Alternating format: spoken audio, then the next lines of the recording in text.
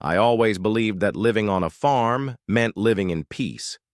Fresh air, the smell of hay, the sounds of animals waking up with the sunrise. Those were things I thought people envied. I never imagined that the very sounds of nature and life, the mooing of cows, the clucking of chickens, the occasional bark of the sheepdogs, would one day be labeled as too noisy. But that was exactly the situation I found myself in. And the strangest part? The people who reported me had no idea who I actually was. Because behind the boots and the straw hat, I wasn't just a farmer. I was the agricultural inspector for the entire county. The very person who enforced the rules they thought they could use against me. It all began on a bright Monday morning. The kind of morning that makes you grateful for open skies and land that stretches far beyond what the eye can see. I was feeding the chickens, humming to myself as I filled their feeders, when I saw the white envelope tucked under my gate. It wasn't the friendly kind of envelope neighbors usually leave. It was official, stamped with the county seal. My stomach dropped a little as I unfolded the paper. A complaint had been filed against me. The farm, according to the note, was generating unreasonable levels of noise that disrupted the neighborhood's peace. I laughed out loud at first because who complains about cows mooing or tractors running during the day? But as I read further, I realized this wasn't just an idle complaint. They had actually called code enforcement. They wanted action taken. Looked over at my cattle grazing peacefully, at the chickens clucking in their coop, and thought, this is the sound of life. This is the sound of food being grown. It isn't noise, it's nature. But apparently my neighbors thought differently. And that was when I felt the weight of irony settle in. Because while they were preparing to battle a farmer over rules, they didn't understand. I was the one who had written many of those very rules. The county relied on me to inspect farms, regulate practices, and ensure that agricultural operations were both safe and lawful. These neighbors had no idea who they were dealing with. At first, I considered ignoring it. After all, complaints come and go, and most die down when people realize farming is part of rural life. But then, another letter came the very next day, and the day after that, I saw two people from the neighborhood standing at the edge of my property, holding clipboards, pointing toward my barn as if they were investigating a crime scene. That's when I knew this wasn't going to blow over. They were serious. And honestly, that only made me more determined to handle it the right way. Now here's where the story hooks in deeper, because while my neighbors thought they were waging a battle over noise, they were actually about to start a fight over identity, over what it truly means to live in a community built on farming. You see, they had moved here recently. City people who loved the idea of a country lifestyle, but not the reality of it. They liked the quiet sunsets and the open skies, but not the crowing roosters at dawn or the tractors starting before breakfast. To them, my daily routine was chaos. To me, it was survival. The next week, I received an official notice from code enforcement. It said an inspector would be visiting my farm to evaluate the complaint. Reading that line, I almost laughed again, because technically I was the inspector. And the idea of someone else trying to measure my farm against standards I had written was almost comical. But I didn't want to use my position as a shield. I wanted them to see clearly and without bias that what I was doing was lawful, necessary, and part of a way of life that had existed long before they ever bought their modern houses on former farmland. So, I decided to play it straight. I kept my routine. I started the tractor at sunrise when the fields needed plowing. I let the dogs bark when they herded the sheep back into their pens. I let the roosters crow and the cows moo, because silencing them would be like silencing the heart of the farm itself. When the inspector arrived a few days later, a colleague of mine who was surprised to be assigned my property, we both shared a knowing smile. The decibel readings, the observations, the reports, all of it confirmed what I already knew. My farm was well within normal agricultural limits. The noise was not excessive. It was standard. In fact, it was protected by state right to farm, Laws. Laws designed to prevent exactly these kinds of complaints. But the story doesn't end there because the neighbors didn't take the results lightly. They pushed harder. They started taking videos of my farm at odd hours, trying to capture evidence of disturbances. They whispered to other residents in the community, trying to stir resentment. They thought they could turn people against me, make me into the villain. And for a moment, I worried they might succeed. Because when a lie is told often enough, it can begin to feel like truth, especially to those who don't know the full picture. And yet, I had something stronger than their gossip: the truth and the law. But beyond that, I had something they didn't expect. I had a platform. As an agricultural inspector, I often spoke at community meetings, teaching people about farming practices, educating them on why certain things were done the way they were. I realized I could use that same stage to shine a light on this very issue, not to embarrass my neighbors, but to educate them and others about the realities of farm life. It was time to remind everyone that farming isn't just a hobby or a backdrop for pretty country photos. It's work, it's food, it's survival. That realization gave me a sense of calm. Instead of reacting with anger, I would respond with clarity. Instead of shutting down, I would open up. And as the weeks went on, I prepared to tell my side of the story, not as just another farmer, but as the inspector who lived the very life he was sworn to protect. What I didn't know yet was how dramatic the confrontation would become, and how the truth, once spoken, would not only silence the complaints, but reshape the way the entire community saw farming. The tension really began to grow after the first inspection report came back in my favor. I thought that would settle things. I thought once the county confirmed I was within the law, the neighbors would finally accept reality and move on with their lives. But I underestimated just how stubborn people can be when they believe they're right, even when the facts prove otherwise. Instead of backing down, they doubled their efforts. I began noticing their car parked across from my driveway at odd hours. Sometimes I would see a phone camera sticking out of the passenger window, pointed directly at my barn or the chicken coop. At night, I could see the flicker of recording lights from their porch as if they were waiting to catch some incriminating footage. It was unsettling, but it also made me angry, because it wasn't just about noise anymore. It felt personal. They weren't just annoyed by farm sounds. They were targeting me. One morning, as I was repairing a fence post, one of them marched right up to the edge of my property. He didn't bother with pleasantries. His face was red with frustration, and he shouted across the fence, "We moved! Here for peace and quiet. Your farm sounds are ruining everything. You think just because you've got animals, you can make as much racket as you want. But I won't stop until this farm is shut down." I set my hammer down slowly, wiped the sweat off my forehead, and walked closer. I didn't raise my voice. I didn't need to. I just looked him square in the eye and said, "This land has been farmland long before your house was ever built, and it'll be farmland long after you're gone." I didn't tell him my full role yet, because I wanted him to reveal just how far he was willing to go before I showed him the truth. That week, another notice came in the mail. This time, they had submitted an appeal, claiming that the inspector's report was flawed, that the noise was measured incorrectly, and that they had video evidence proving their case. Now, appeals are rare in cases like this, but the county decided to schedule a community hearing so both sides could be heard. When I read the letter, I knew this was it.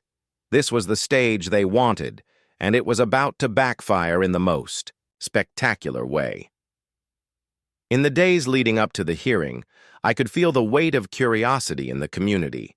Other neighbors stopped me at the local store, asking about the complaints. Some offered quiet support, while others were simply curious to see what would happen. After all, it wasn't every day that a fight over farm noise turned into a county-wide spectacle. And while my noisy chickens and lowing cattle hadn't changed, the story people were whispering about had. It wasn't about sound anymore. It was about a clash between two worlds, those who understood farming and those who wanted to pretend it didn't exist.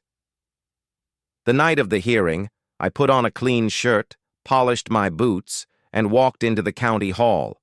The room was full. Residents, officials, even a few reporters who thought the story was unusual enough to cover. My neighbors were already there, sitting at the front with folders stacked high with papers, photos, and videos. They looked confident, like they had built a case strong enough to bring me down. The chairman of the board began the session by letting them present first. They stood up, clicking through slideshow images of my farm, playing recordings of roosters, crowing at dawn, tractors humming in the distance, and dogs barking during herding. They painted a picture of chaos, insisting that no one should have to live with such disturbance. They spoke passionately, even dramatically, about how their lives were ruined by the sounds of rural life. And when they finished, they sat, back down with smug smiles as if they had sealed my fate. Then it was my turn. I stood slowly, letting the room quiet down. I began by introducing myself simply as the farmer they had filed complaints against. I explained my daily routine, the necessity of each task, and the sounds that naturally came with it. I told them about feeding the animals, about tractors being essential for planting and harvesting, about roosters that crow as part of their nature. And then, just as I could feel the room leaning toward understanding, I revealed the part that left the entire hall silent. I reached into my bag and pulled out my badge. I set it on the table so everyone could see. In addition to being a farmer, I said clearly, I am also the county agricultural inspector, the very person responsible for writing and enforcing the regulations that govern farms like mine. A murmur spread through the crowd. My neighbors shifted uncomfortably in their seats, their faces pale. I continued, explaining that my farm was fully compliant with state and county regulations. I reminded everyone about the right to farm laws that existed specifically to protect farmers from exactly these kinds of complaints. I explained the decibel levels, the accepted standards, and the fact that farming was not a nuisance but an essential part of the community's survival. Every word I spoke was backed not only by law but by years of experience and knowledge. By the time I finished, the room was quiet again, but this time in a different way. The smug confidence of my neighbors had evaporated. The board members thanked me for my clarity and reaffirmed that my farm was operating lawfully and reasonably. They dismissed the complaint right there in front of everyone. But the story was far from over, because the fallout from that night was only just beginning. Walking out of the hall, I could feel dozens of eyes on me, some admiring, some resentful, but all aware now of who I really was. My neighbors had tried to silence me with complaints, but instead they had amplified my voice. They wanted me gone. But now the entire community knew my story. And in the weeks that followed, something shifted in the town. More people started talking openly about the importance of farming, about protecting rural traditions from being erased by newcomers who didn't understand them. It wasn't just about my farm anymore. It was about all farms. But for my neighbors, defeat only made their resentment stronger. And while I thought the hearing might have ended the conflict, I soon realized they weren't done yet. They weren't ready to give up, and the next step they took was more desperate and more dramatic than I could have imagined. I thought the hearing would end it all. I thought showing my badge, proving my compliance, and standing firmly on the law would close the book on their campaign against me. For a few days, it seemed like it had. The neighborhood was quiet, at least on the surface. The usual cars didn't linger across the road, and no new letters showed up in my mailbox. For the first time in weeks, I allowed myself to breathe. But peace doesn't last long when bitterness is left to fester. One evening, just as the sun was setting, I stepped out to check the barn. The sky was painted orange and purple, the kind of view that makes all the hard work worth it. But then, I noticed something strange. My fence near the north pasture was open, and the latch had been broken clean off. My cattle were restless, some edging dangerously close to the road. My heart pounded as I ran to herd them back. I worked for hours, in the dark, finally securing the gate with rope until I could repair it properly. And as I stood there in the moonlight, I knew it hadn't been an accident. Someone had opened that fence on purpose. The next morning, I reported it to the sheriff.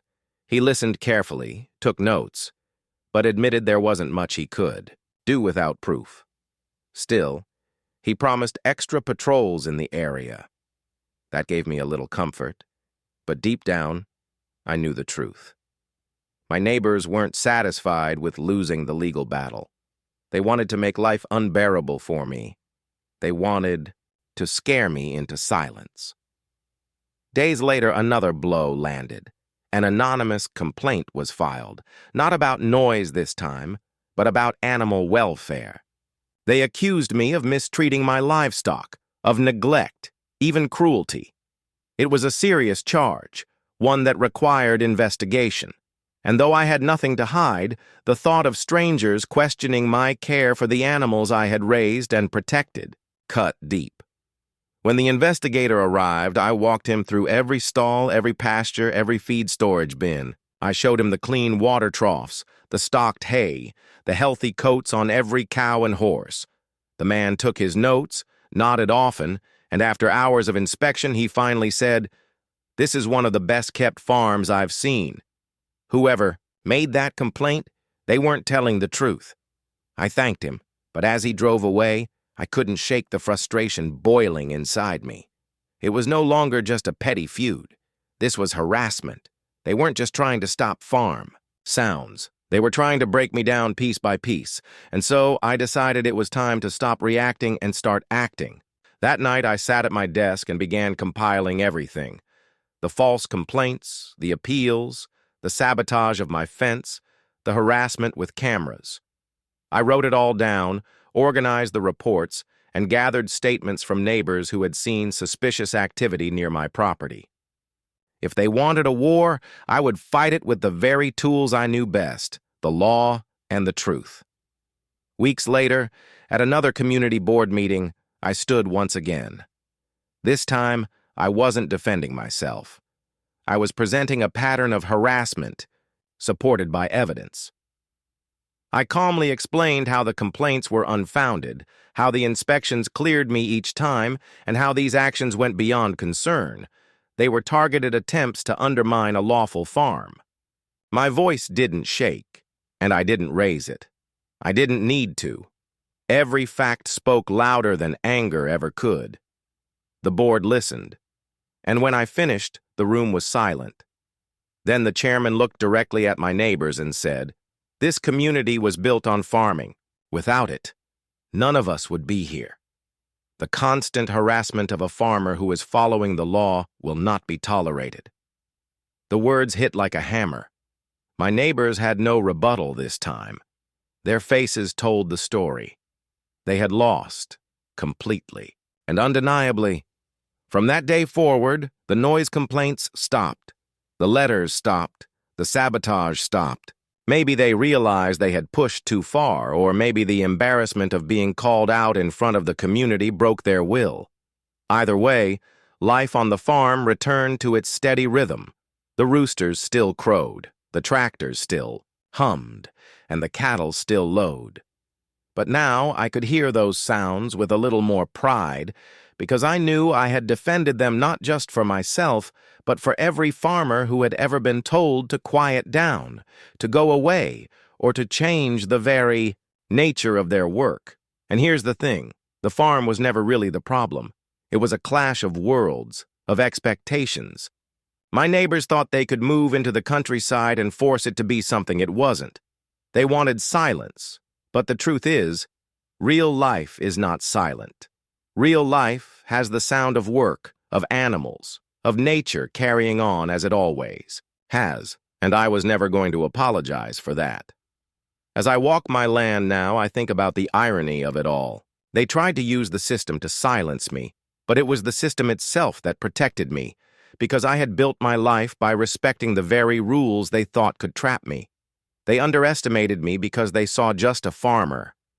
What they didn't see until it was too late was that I was also the inspector, the one who wrote the code they were trying to weaponize.